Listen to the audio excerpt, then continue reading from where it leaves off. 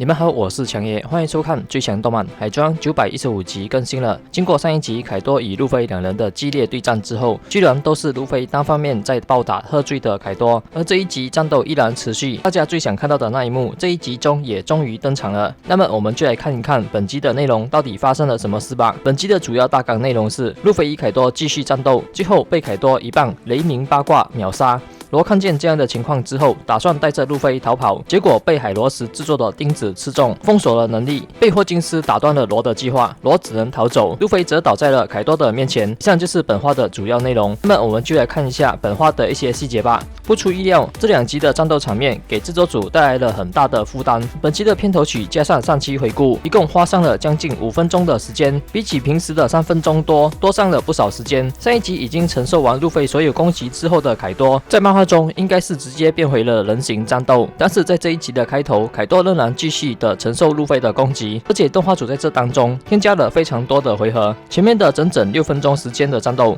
都是动画组添加的剧情，而且特效也是非常突出，让强爷一度怀疑路飞就要变身成为超红的悟空了。在第一次凯多被路飞打倒之后，罗劝阻路飞停手，要路飞快点离开，可是当时路飞也许觉得自己真的能够战胜凯多，打算持续攻击凯多，身上发出红光，非常愤怒的喊着凯多，向凯多走去，感觉非常霸气。而凯多拿起了狼牙棒站起，虽然这两集中凯多承受了路飞非常多的攻击，当中还有路飞的大招，但是路飞的攻击完全对凯多造成不了任何的伤害。从画面中可见，凯多毫发无伤，不愧是被称为最强生物的人物。拿起狼牙棒的凯多几乎是处于喝醉的状态，这一战也说明了凯多是在喝醉状态下与路飞战斗，具有如此的能力。如果是在清醒状态下的凯多，战力可能还会更加可怕。被路飞打回人形之后的凯多与路飞继续交战，在这里原先漫画中2页半的打斗场景，动画组刻画成了6分钟的时间，之后终于等到了凯多的一棒子使出大家期待已久的雷鸣八卦，一招便把路飞给打趴了。但是在本集的动画这一个场景的刻画中，强爷认为不够还原漫画中的分镜，确实非常可惜，而且因为前面的战斗回合添加了非常多，